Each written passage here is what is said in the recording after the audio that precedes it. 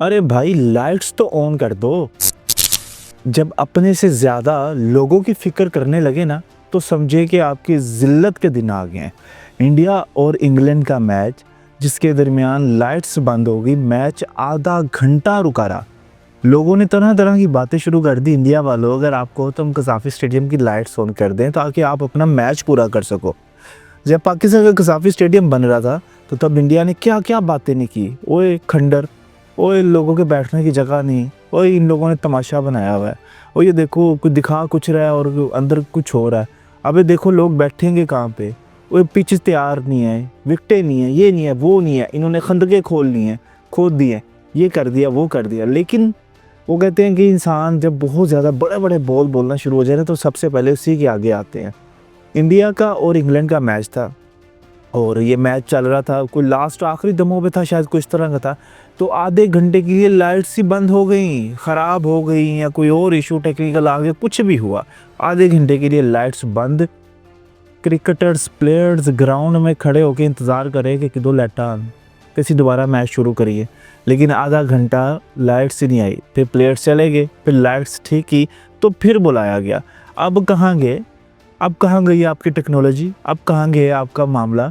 तो यहाँ पाकिस्तान को तो बड़ी बातें करते थे, इंडियन सहाफ़ियों ने बड़े आरे हाथों लिया। उन्होंने कहा यार ये लोगों को, इंडिया पाकिस्तान को बातें करते थे जिन्हों की अपनी लाइटा बंद हो गई हैं। ये बड़ी ज़िल्लत वाली बात है भाई कि दुराने मैच आपकी लाइट्स बंद हो जाए, ग्राउंड में अंधेरा हो जाए, कोई एक आधा खिलाड़ी फाय लग जाता तो फिर कोई ऑडियंस में से निकल आता, कोई आगे कुछ कर जाता किसी बाहर वाले खिलाड़ी को, इंग्लैंड के खिलाड़ी को, तो फिर क्या इज्जत रह जाती है आप लोगों की। लेकिन क्या है कि पाकिस्तान को बातें करने से बाज नहीं आते।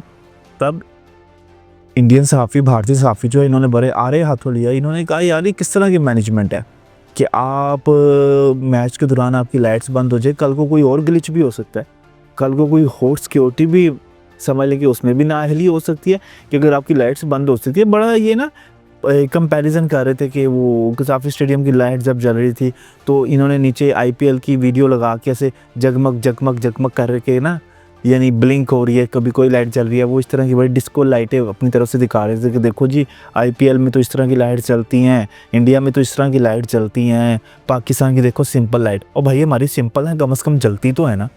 तुम लोगों की ये डिस्को लाइट जो कभी भी धोखा दे जाए, बंद हो जाए आधे आधे घंटे के लिए, उससे अच्छा हमारी सिंपल लाइट्स, रोशनी हो, मैच हो, एंटरटेन हो आवाम, खिलाड़ी अपनी परफॉर्मेंस दे। ये इससे थोड़ी होता है कि एक खिलाड़ी का एक ऐसा बेहतरीन टेम्पो बना हुआ है बैटिंग के हवाले से या बॉलिंग के हवाले से, उसके दौरान आप लाइटें बंद कर दो।